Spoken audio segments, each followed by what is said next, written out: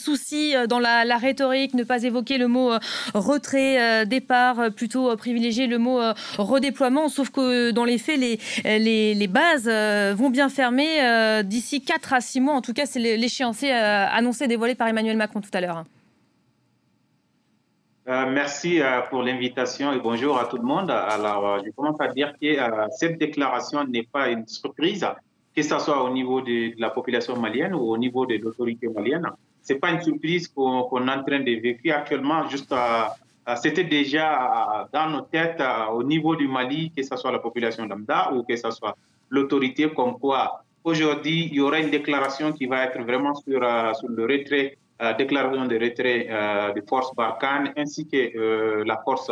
européenne Takuba du Mali. Alors, ce qui est important, c'est un point de signaler ça, c'est que le premier point de signaler, c'est que le président Macron a dit clairement qu'ils vont rester en Afrique,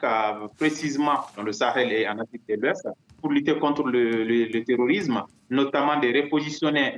les différentes forces européennes, même si ça ne sera plus comme une base militaire qui va être installée pour essayer de sécuriser la population, mais plutôt de venir avec le soutien aux États locaux, aux forces locales de chaque pays qui décident de demander d'avoir un soutien au niveau de la France ou au niveau de l'Union africaine. Un autre point qui est important aussi de signaler de ces discours, c'est l'implication de la population locale dans la lutte contre le terrorisme. Moi, je suis un chercheur qui a fait presque le 7 pays du Sahel, du Tchad jusqu'en Mauritanie. Alors, quand on regarde toujours la lutte qui était sur le terrain, c'était de lutter contre le terrorisme sur la base de militaires, essayer de lutter militairement, alors que par rapport à la lutte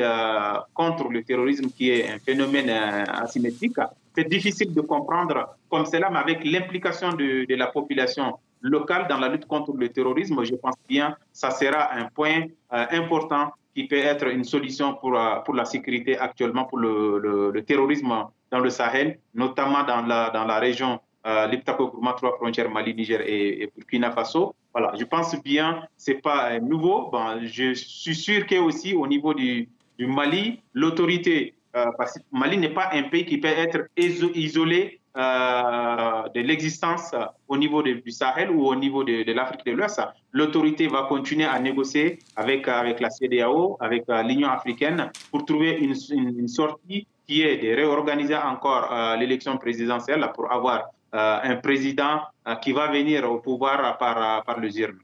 À tous les Maliens qui nous écoutent et qui ont probablement suivi cette intervention du chef de l'État français, il y avait peu de doute évidemment sur cette annonce faite aujourd'hui. Quel est l'état d'esprit vis-à-vis de ce, alors on ne va pas dire départ, redéploiement? Ok, écoutez, par rapport au niveau du Mali, quand même, je pense au niveau de la population, parce qu'il y avait une partie de la population qui demandait déjà le départ de Barkhane depuis un certain moment. Au mois de 2021, j'étais déjà à Gao quand je faisais des enquêtes sur le terrain pour demander la population sur les différentes forces qui étaient sur le terrain. C'était de montrer comme quoi ces forces-là n'ont pas donné vraiment le résultat souhaité par la population locale. Bon, je pense qu'il revoit maintenant qu'il y aura encore un autre redéploiement qui va être peut-être dans le pays voisin, comme le président Macron a confirmé, qui sera normalement dans les régions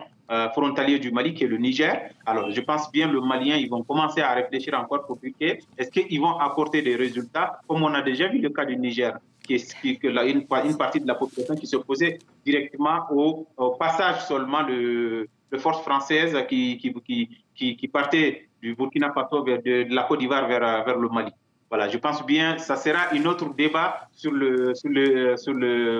riz de Bamako aujourd'hui concernant le redéploiement de ces différentes forces vers d'autres pays de la région. Avant d'évoquer ce redéploiement